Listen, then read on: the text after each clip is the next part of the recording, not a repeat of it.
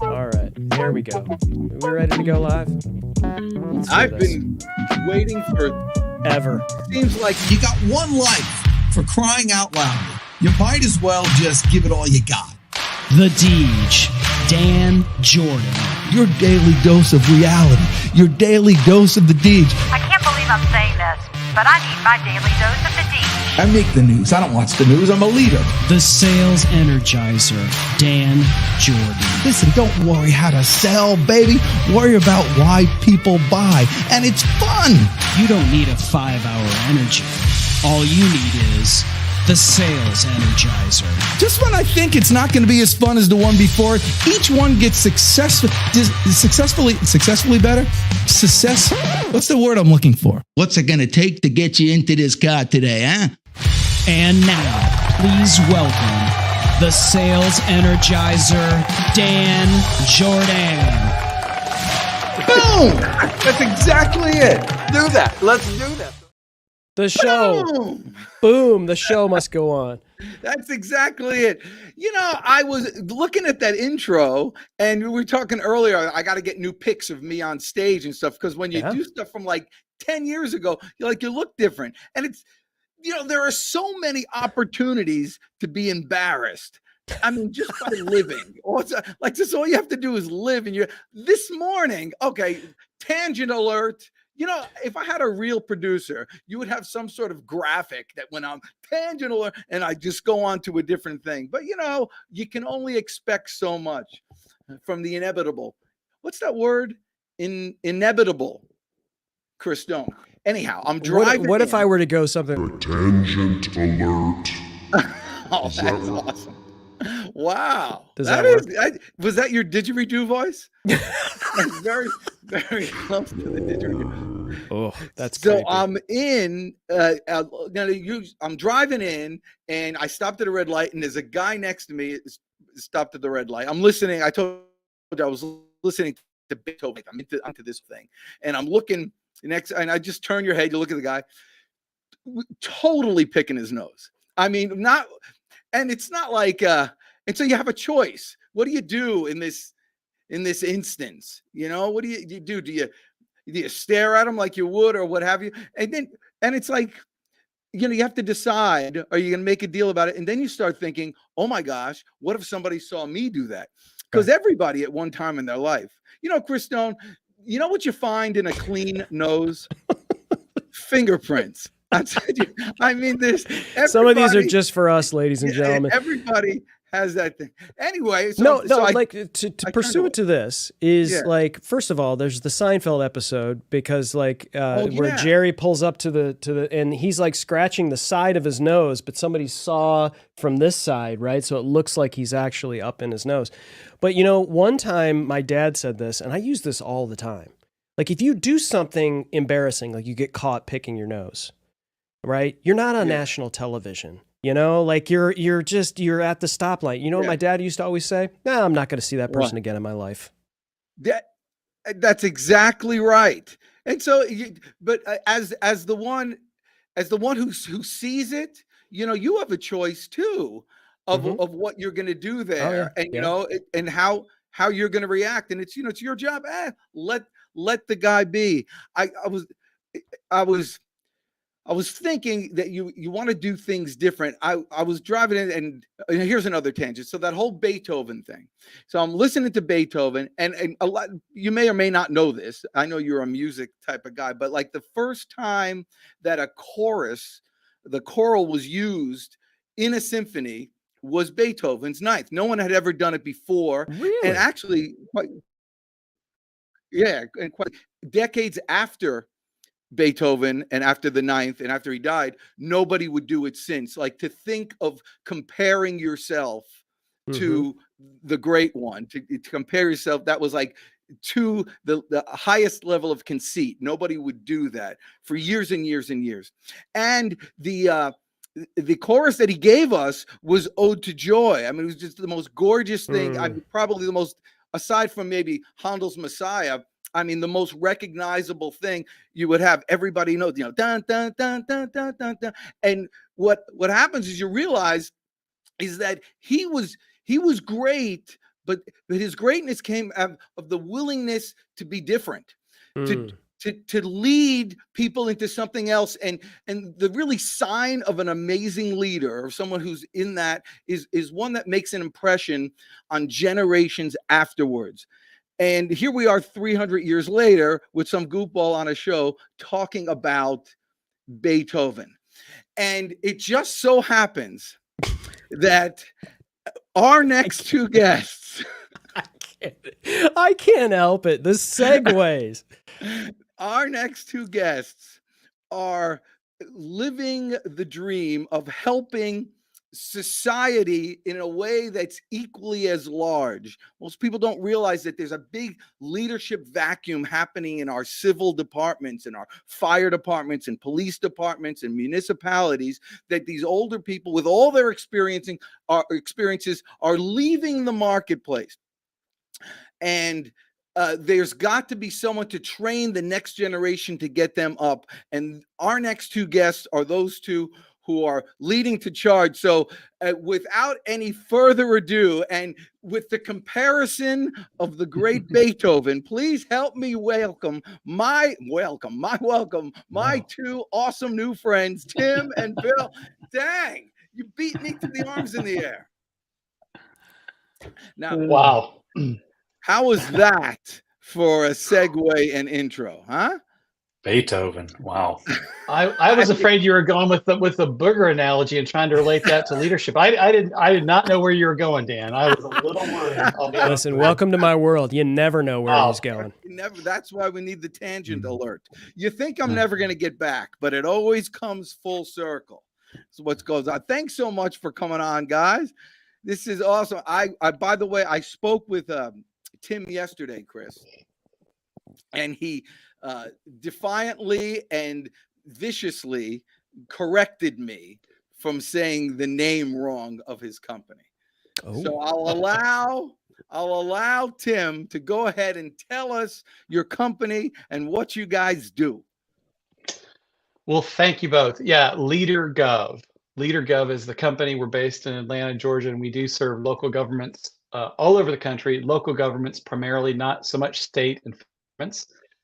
So as you said, Dan, we love kind of grassroots folks who serve local communities. Those are the people that we serve. And it truly is a privilege. Bill and I actually met in ministry work, men's ministry work. And it was a very easy transition to move from serving each other in that regard to serving local governments.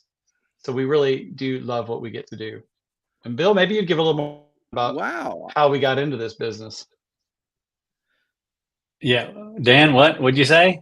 I said, well, I had no idea about that you had started in ministry work. Yeah. We actually get to change people's lives. It's awesome. I mean, it's a big deal. Let's see, back in about 2010, 2011, I started a consulting company that served local governments in the area of strategic planning and training. And so it's been, 12 or 13 years, and we have a lot of fun. We are very passionate about serving cities and counties, and mainly the staffs, although we do sometimes get engaged with the elected officials, mayors, city council, county commission, that kind of thing. But we love what we do. We have a lot of fun, and we have a chance to really show people, expose people to leadership ideas that maybe they forgot, maybe they've never heard before, and then help them put it into practice. So it becomes a reality. So it actually impacts the quality of their teams. And so, we're having a blast, and we do it for free if we could, but baby needs new shoes, right? Yeah. There's nothing I like better than like old school phrases, that people just throw out. You'll hear a lot of them. You just hear them. They come. Hey, Dan, Bill likes to say we only serve local governments. That's only because no one else is knocking on our door, because we would serve Home Depot if we could. No, we really, truly desire to only serve local governments. Well, that's fine, but there's a lot of local governments, and this is a sales show. Ultimately, if you're waiting for people to knock on your door, you're waiting a long time. The fact that you have a door that opens both ways that's your opportunity. That's what you want to do. Just keep on, go out and get it. And really, that's how I met you. I met you guys just recently again. How did we first meet?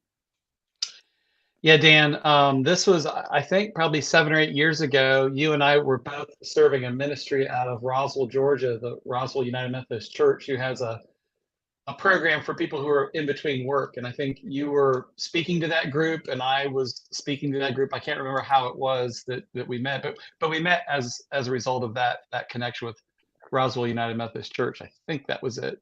And then it was just somehow I got on your social media, and I've actually been kind of, is it ghosting? Is that the word? I don't know what the kids call it today. Creeping. Yeah, creeping. Yeah, that's it.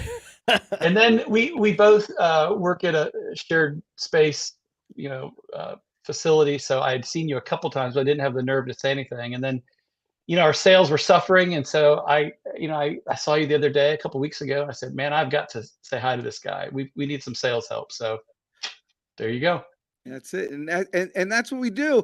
And by the way, reaching out to somebody and just initiating the conversation or saying like, "Hey, didn't we know each other? Or didn't I meet you before?" That's a leadership move that you need to teach people, making that outreach. Do you find that the new people that you're meeting with now, that's a challenge for them? And how do you overcome that? Well, we do a lot of work in personalities. We use a program called DISC, D-I-S-C. And what we learn is that we're all unique in a lot of different ways. And this idea of courageousness, right, comes easily to some and harder to others. And so what we really teach is kind of about who you are as a leader and what are your tendencies based on your personality. And then how do I push myself out of the comfort zone? So again, for me to come up to you and say hello was push me out of my comfort zone. Bill would have, easily done that. For me, it was a little bit more work. I'm a C and an S on the disc. So conscientiousness and support are my hallmarks. Bill's an I, influencer, more of a dominant style. So that's what we really learn in particularly in local government, how these personality tendencies that we have inform the way that we lead and the way that we interact with people, which is what leadership is. And Bill, if I could ask you, when you're with these organizations that you're trying to help them improve their leadership styles, is there resistance? No, there's not resistance. There's, I would say they're generally very open, and we're serving really what we would call an underserved market in terms of leadership development. Most of the people that we serve, a lot of them have not been through any sort of formal leadership development program ever. And these are supervisors, these are manager level folks, some of them department heads. And so some of them, they're coming back for the second time, but no, there's not resistance. There's a real image issue between local government and federal government. So we look at the federal government as a consumer, as a citizen, and then we think our local government is just the same, and they're completely different. Your local government is like a small business. That's what your local government is. So I'll give you an example. The city of Fayetteville, Georgia, just south of Atlanta here, population 20,000. They have 250 employees. Their budget's $25 million a year. That's a small business. That's a mid-sized business. And they have to balance their books every year. They can't spend more than they take in revenue. So they have a lot of very practical problems that they have to solve. And so Tim and I get to come alongside them and just shepherd them along the way in terms of how to do that through leadership. Wow, that's awesome. And yeah, I love the fact that you're looking at that a different way, because you're right. I think the misconception is that a lot of people just look at government as government. Doesn't matter the size, right? Government is government. I love that. I think where politics. Where it does have similarities is that most of the local cities in Georgia are 200 years old. In other words, think of Walmart. Walmart's only been around 50 years, right? These organizations these companies have been around 150 years. So they can tend to be stodgy. They can tend to be, and their lane. They can tend to be, and also regulations kind of force them to stay narrow in their scope. So they don't get to do a lot of innovation like you and I would think about innovation. So they have some limitations to the way they function, both from their history, their old institutions, and they're somewhat confined by rules and regulations. So they're a little different animal from your private business. Well, so how does it manifest? How does this lack of leadership manifest itself right now in these city governments that's causing a problem? I guess if there's a problem in the fire department, that's a problem for everybody.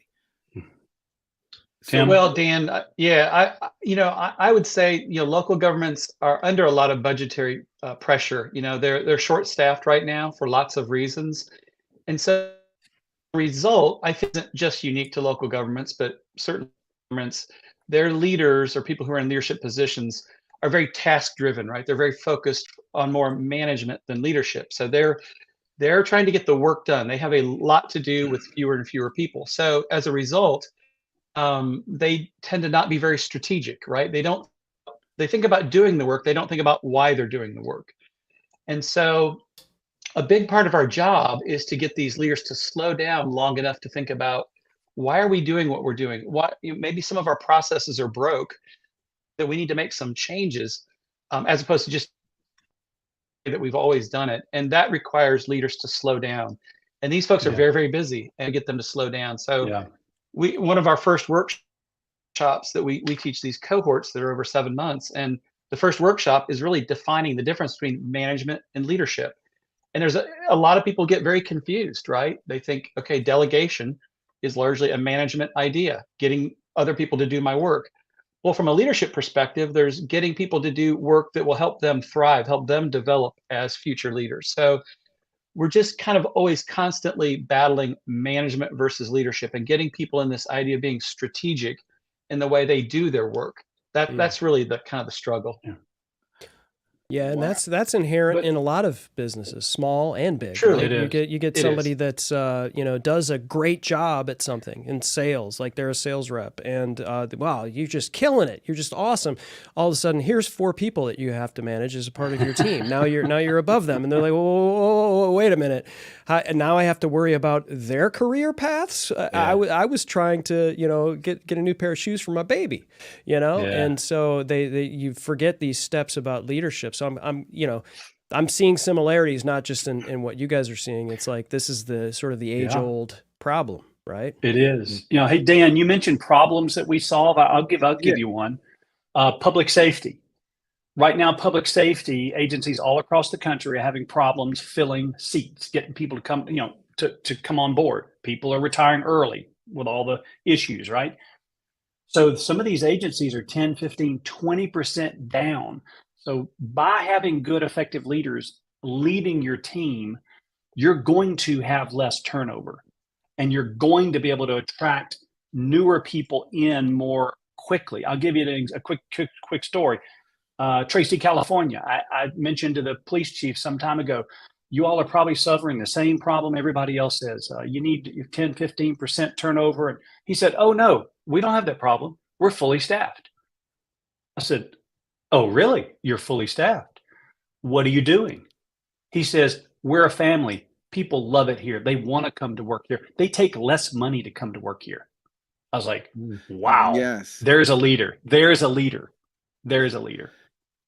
Yeah. So my daughter's, but I've never used this French word for someone who's about to marry somebody yet, so I'm not going to do it now. But Vincent was going to be a cop, and you went through the internship and everything in Roswell, Georgia, and all that stuff. And he said he was all gung ho to do it, but during the internship, it kind of talked him out of it, and for various reasons. And he was telling me about, the job, what it entails. But I asked him, I said, well, who's your guy there that kind of is mentoring you with the whole process? And he goes, really, there is none. And I said, that's the problem. Left to your own devices, all you see is the downside of everything.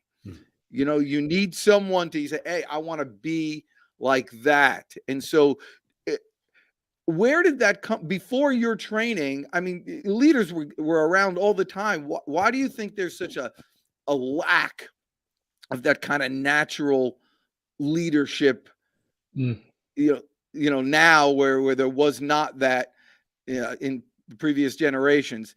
And this is an apolitical show. You can't say anything worse than I've already said. So speak your mind.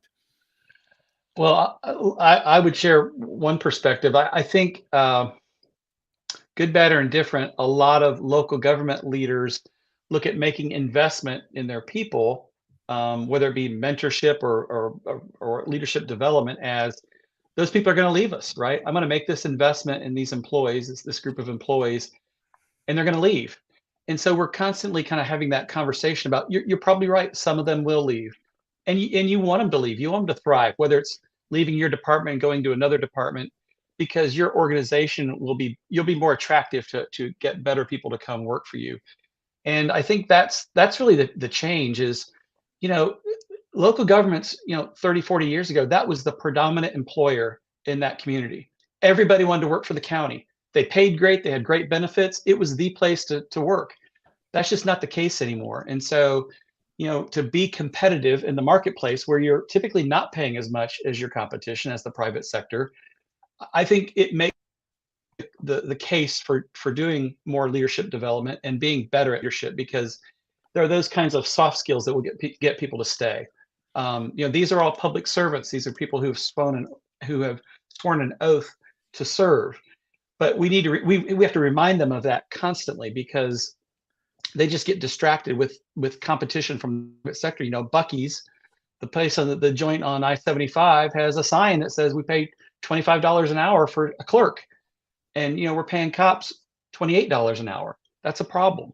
Wow. You got to find people who want to serve, and and today's young people get a bad rap, in my opinion. We probably, everybody on this call maybe has a young person in their life. These 20 to 25-year-olds get this bad rep, but they actually want to serve, but they've got to be behind the cause. They've got to understand, that their work has meaning, and that their work will be impactful for their community. And if they can make that connection, they're actually very loyal, but they're sometimes dismissed as slackers, but they're actually really good employees and really line up well with public service. Yeah. They do. And so you're making the workplace more attractive by having better people in the workplace. So it's the same thing, in sales. People want to do business with people that they like, they trust, they believe, and they have a desire to do business with. And so who do you like? What are the attributes of a person that you like, that you admire? And they are those leadership people really, are drawn to those who are courageous, drawn to those who are honest, who have gratitude, who are accountable to things, and are kind. People just are drawn to that. So you're actually building better people to make a better organization. Yeah, we talk a lot about legacy, and you mentioned it kind of at the beginning of the call.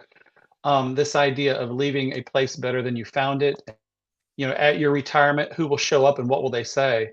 And these people really resonate with this idea. They truly want to leave their communities better than they found them. They just have to have the tool set to do that well. And that's kind of where we come in. Well, that's it. So who needs to talk to you? Like, tell me a little bit about the process. Everybody says, "Oh, I've got a leadership program, blah, blah, blah." And it's generally, the person, and the person's leading it, and it's their program. What is your program, Bill? If I were to take my company, by the way, is this only for civil servants, or can like a regular company do it also? We really try to stay in our lane, working with local governments as best we can. Tim was probably half kidding earlier. If IBM asked for some training, we might talk to them. But we serve local governments predominantly. It's cities and counties, some taxing agencies, things like that. But here's the challenge that most of them have. They do have turnover, because you can go to work for an Amazon warehouse and make $23, just like Tim said. You can go to Buc-ee's and make $25. So there's people leaving for turnover reasons. Public safety people, they've got turnover in public safety. Consequently, they have morale issues. They have a lot of new things that city councils are now throwing at the employee base to do. There's a lot of a development going on in cities all around the country, like downtown development. That's putting enormous pressures on these teams to perform at a high level. So you've got morale issues, you've got performance, you've got turnover, and at the end of the day, it's your culture. And so cities and counties come to us and they say, we're missing something. We just don't have the culture. We don't have the sense of teamwork and morale that we know we need. And our leaders really aren't leading effectively. They're managing. And so come help me fix this issue to transition our leaders from being managers into true leaders. And for us, that's a process. We accomplish that in mainly two ways. One, as Tim mentioned earlier, 7-month leadership development program. We call it a cohort program. We meet once a month on Zoom for an hour and a half, and we go through a leadership topic. And it's not so much Tim and I teaching anything. We're not that smart. The material has been, it's common topics. What we're doing is we're engaging the participant in processing this information about trust, building trust on a team, and having them think about, how am I going to do this on my team next week? And so the magic for us is to not just present the material training, but it's to engage them so they actually start doing it. And then we hold them accountable. The next month when we come back on the next Zoom, we say, hey, LaShawn, hey, Bob, what'd you do last week? Tell me about trust. What'd you put into practice? Tell me about that. So it is a highly engaging, highly collaborative, very action-oriented workshop program. And we get rave reviews from literally everybody that goes through our workshop program. We have a 4.9 rating on Google. Man, we're very, very effective with this formula we've come up with. Well, what was the point one? What do you mean point one? The point you said 4.9. What happened to that? Well, you can't be 5.0. Then people think you're goosing the numbers, right? Yeah, that 5 looks weird. It looks like 3 people did it. When you get a lot of people, you're gonna slip every now and then. Yeah, there's a ton of Google reviews and they're very recent. Lots of 5 stars. I'm not seeing a 4-star. Maybe Dan snuck in there and I think Dan may have done it. They just want to get you going. No, I love it, and I think everybody needs it. What keeps me going throughout you said you're meeting once a month. What keeps me going throughout that month of things to work on? I mean, I've forgotten what I just said 10 seconds ago. Yeah, Dan, that's interesting. When Bill started this 10 years ago, they used to have training day, right? Cities or counties, they'd have their training day once a year, maybe twice a year. They would bring in trainers, bring in these really smart people that would stand up in front of a crowd of 100 people or 200 people and train them, right? Spout out these great ideas. And then they would leave. And what we have really learned and what we know about adult learners is they have to hear topics over and over and over again. They have to be challenged, as Bill said. They have to be held accountable. They have to things. Our stuff is it's like an incubator. We're going to tell our folks, go have this conversation with your team, see what they do. Because if adult learners don't put it into practice, to your point, you can't remember what you had for lunch yesterday. There's no way you're going to do anything with it. So everything we do is about, Bill said, we're not so much trainers, we're facilitators. We're getting them to tell us what their problems are, and then we're getting them to take some action to solve it. And if they do that, right. You get better outcomes, because we're trying to change behaviors, and that doesn't happen with the smartest person in the room lecturing on a topic. And Dan, I'll tell you what, Tim actually birthed this idea called leadership by action just literally a few months ago. And Tim doesn't think he's very creative, but he's actually a very creative guy. And this is a playbook, and it's actually like a planner. In other words, it looks like a day planner over here, but on this side over here, it's got leadership topics literally every day. So we offer this to customers as a way to connect them to the leadership concepts that are important to them, and then encourage them to have a conversation on Friday, a check-in with their boss, to talk about whatever the topic of the week was. So that's a very tangible way that we help people stay connected to these concepts day in and day out. Otherwise, as Tim said, we just forget this stuff. We just move on and get back into our rut, and we're in more management mode than we are leadership mode. And thank you so much for showing me that playbook. I've been trying to drag it out of him for like an hour, but he's always on the high level. He's very high level. Yes. Tell me, baby. Close me. Yeah. It's $29.95 a month. It's $29.95 a month. Only $29.95 a month. So it's really not a budgetary issue. That's petty cash in anybody's department. And so you just got to get it. They just got to want it. So you said something new to me. So this is something been going on, Tim, for a while. They have leadership days and leadership training. What you're saying is you've created something that actually works. Well, we've taken human behavior and said, yeah, we've created a program around trying to change behaviors. And that's what we're after, not just kind of checking the box. Yeah, we did training. So yeah, and we have lots of municipalities that are kind of lining up behind that idea. They get the idea that our employees need this repetition in learning, and that's what we're kind of all about.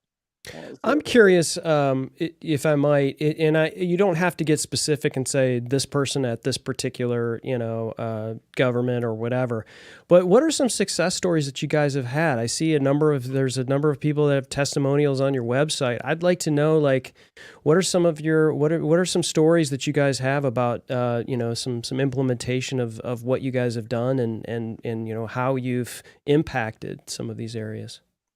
Yeah, we have, I think of a supervisor here in Georgia, and it's a senior services department, which is typically a county function, not a city function. But be that as it may, this is a younger person, early 30s, hasn't been a manager that long. This person's now responsible for coordinating all kinds of activities, social services. That's Meals on Wheels, right? Hot meals for elderly people, that kind of thing. Bingo on Tuesday afternoon. And so this person has 4 or 5 people reporting into her on her little team. And she had never been through any sort of self-reflection on what does it mean to be a leader? And what is my personality style like? And why am I coming across that way? And so she realized about halfway through our cohort program, oh my goodness, I'm not being forthcoming enough. I'm not speaking up enough. I'm not being bold enough. I'm not setting goals clearly enough for my team. So this epiphany came off, and it completely transformed the way she leads her team. Now they know what to do. They know where to do it. She's inspirational. She's motivated. She's got them focused, and she's a good person. She just didn't have a words or a structure to do these kind of things. I'll tell you another guy. This is a fire chief well, I won't say where. He is a fun-loving, awesome, outgoing dude. I mean, just you want to be around, huggable, big bear, right? Cuddly bear. But his idea is the best idea. His idea is better than your idea, and he wants you to hear his idea, and you need to listen to his idea because his idea is the best idea. And when other people have ideas, he kind of says, well, yeah, this and this, but I think this, we ought to do it this way. And he was coming across as a bull in a china shop. Now, who wants to work for that kind of guy? Nobody. Like a boss, not a leader. Yeah, right? Sounds like a boss. So he went through in this case, the DISC personality assessment and some other training that we did. And he said, I had no idea I was functioning this way. I just didn't know.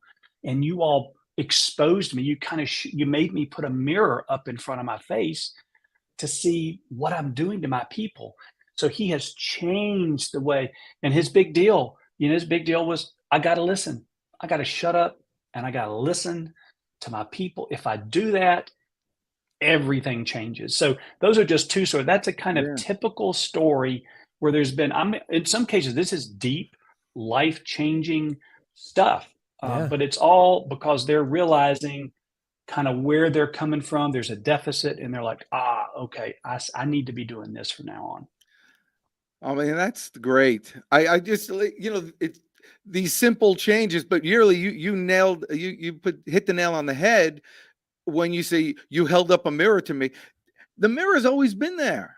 I mean, it's like right there. You can just look at it, but you have to have someone to let you see the reflection, make you aware of it. By the way, I know exactly what I had for dinner yesterday, Tim, or for lunch yesterday. And the reason is I'm on the dog food diet, which is the greatest thing ever. Oh, I invented it. Yeah, I saw your face, Chris Stone. Of course. Well, yeah. So I have a story here, but go ahead. Okay. Go ahead. Finish yours. The problem with trying to lose weight when you reach a certain age of wisdom is that it gets more difficult to do it. You just can't do it. And so what I do is I looked at dogs, and dogs never question anything. They eat the same thing every day. You know, they're not worried about it. And they don't have to say, oh, where are we going to eat today? What are we going to do? No, they know exactly. They're going to get exactly the same thing. So that's what I do. I make something like on Sunday, and I get a steak or whatever I'm going to get. I chop it all up. I have it all week. I know exactly what I ate. So yesterday, if you want to know, Tim, it was a steak salad with tomatoes and some avocado. And I know that because I'm having the same thing today. But that, you know what? That's how I have to control myself.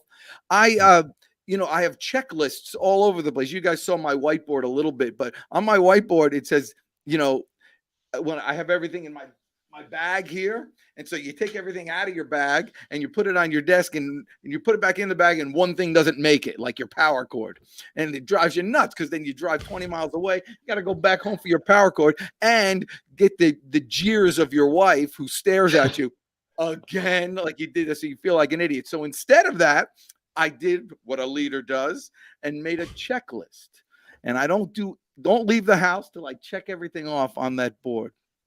Wow. Little skills, little changes make big results, which is awesome, which is what you guys are doing with people. Yeah, Dan, one of the workshops we do in our cohort is on self-care. Really not a leadership idea other than the fact that your capacity to lead is limited by the amount of self-care that you have. And so we talk, and we do at the end of the cohort, the 7-month program, we do a capstone to your point of, how do we know how we're impacting? And they get to stand up, or on Zoom, they get to stand up and tell us what did they do in the last 6 months. And inevitably we have someone tell us about a story about self-care, that they built a relationship that had dwindled, or they lost some weight, or something they changed in their life, that little 2-degree change that made this huge difference 6 months down the road. And that's how we know we're kind of impacting people. And you even think self-care would be part of a leadership program, but it completely is. Yeah. And those stories, by the way, are the stories that you remember forever. Those final recap stories, everybody in that room remembers it and almost completely like their own. Now, we're missing a good dog story from Chris Stone. So what do you got? So I have 2 sons, and Dan has been to my house a number of times. And when my oldest son was at home at this point in time, not at college, and Dan had come over, and we were doing some Amazon stuff and meeting about some other things. And I didn't know he did this, but Dan, if you ever have Dan Jordan in your home, you're going to leave with less food. Like, that is just what's going to happen. He's a grazer. He walks around. He's like, oh, look. And I look over in the corner, and he's cutting up a mango. And I'm like, okay. He's eating one of my mangoes. That's happening right now. Not that even if he asked, of course, have a mango. I mean, what's it there for? It's there for guests. Well, so he leaves, and the next day I came out and I was talking about this, that, and the other, and I mentioned Dan's name, and my oldest son says, "Oh, is that the guy that came over and ate a dog treat?" And I said, "Wait, what?" He goes, "Yeah, it was really weird. It was that guy, this guy." The raises, and I was like, yeah. He goes, yeah, he ate one of the dog treats. And so when you said you were on the dog food diet, I was like, well, here we go. I had no idea. That's awesome. It was good. Well, yeah, I mean, all of this is peanut butter and flour and oats or whatever. So. Tasted like mango. I didn't know it was a dog treat. But all right. So guys, you had said earlier that you started in ministry. Tell me about it. So what's going on? Tell me personally. Married, kids, everything? What's going on? Start with Bill. Yeah, I am married for 34 years to my college sweetheart, Starwin. Awesome. We're both from Mississippi originally, went to Ole Miss, University of Mississippi. We have 3 children. We have twin daughters, 32, and a son, 28, who's about to be married this fall, which is super exciting. And we have 1 grandchild up in Charlotte, North Carolina, trying to convince them to move to Atlanta or buy a trailer or something and go up there more often. But so that's our family, I guess sort of on a more of a spiritual side. We were talking about ministry earlier. I serve at a ministry that I would highly recommend for all men listening. If you're a man listening, you should write down this web address, soulybusiness.com. Souly, like S-U-L, soul, your soul, S-O-U-L-Y, put a Y on the end of it. Souly Business, soulybusiness.com. That's a weekend retreat, a men's retreat. It's a faith-based weekend men's retreat. It starts Friday at noon, goes till Sunday at noon, roughly. And it's an unbelievably great time. A couple hundred guys gather up Lake Altoona at a camp, great food, great speakers. You hear some great talks throughout the weekend. I've been serving in that ministry for about 10 years and love it. It's just a way to, help guys. We're all struggling with something in our life. We're all in the ditch or almost in the ditch with something. And so relational things or work, whatever, and to be able to lean on and just, rest in, I would say, our faith, right? Our faith in God. And so that's a big part of my life. And we like to help other men kind of get connected to that idea in their life as well. That's awesome. I didn't know. Plus, you get to rest and recharge. I mean, when was the last time you turned off your cell phone for 2 days? Never. So we actually get guys to turn off their phone for 2 days. I would gladly do that. And they love it, Dan. They love it. All right. You'd wonder how many cold calls you're missed. When's the next one? August 26th. All right, I'll go. What the heck? It's Lake Altoona. I'll pay your way. Hey, what Bill didn't tell you? Bill's a guy who goes to silent retreats as well, which, Dan, I do not recommend for you. That's 3 days. And not just your cell phone. You don't speak to anybody for 3 days. How about that? I don't know that you're ready for that. Definitely not ready. Yeah, ease me in. Yeah, easy, Tim. So what about you, Tim? My story is very much like Bill's. Married 34 years, 2 children, 2 grown children, one up in Chicago and one in PA school down in Savannah. So we're really proud of her. And I met Bill in that Souly Business. In fact, I've got a picture, believe it or not. Bill was speaking. This was probably 10, 12 years ago. I don't know when it was. And Bill's speaking, and I'm like in the first row, and I'm like just hanging on every word that this guy has to say. Didn't know him from Adam. And as it turns out, we become business partners. That's great. So yeah, I have a nonprofit I helped start about 12 years ago called Water at Work Ministry. I know you're gonna wateratworkministry.org. That's kind of a mouthful. Wateratworkministry.org does clean water in the Dominican Republic. They have, in fact, interestingly enough, they're suffering a bad drought season right now in the DR, and so we help bring clean water mostly to refugee communities in the interior of that island, which is the sugarcane fields. A lot of Haitian refugees in the Dominican Republic. So I've been involved in that for about a dozen years, and really a great ministry. So that's what we do in our spare time. That's awesome. And we started this by talking about what you guys do in leadership, but it kind of really does start at home. And you guys exude this kind of just sweetness and sincerity, which would I always tell people, if you want to find out who a leader is, see if they have any followers. And you can't force it. There's 2 ways you can gain power. One is through force and one is through attraction. And people who live the life of a leader it's much easier for them to share that word, that message, which you guys absolutely do, which I think is terrific. And I can't tell you how much I appreciate you guys coming on today. And I don't know. Hey, Dan, before we go, they met you at RUMC. That's where I met you. at RUMC. So this is like a whole, That's right. You see, it's immense. It's weird that I'm a big I love co-ed functions and everything and all that stuff. But you guys said something about the men's group thing, which I thought about, and I don't want to say that RUMC was not a co-ed thing. It was. But when you say this men thing, it's kind of something interesting. You can be in a group of 100 men, and everybody's talking, just doing normal stuff.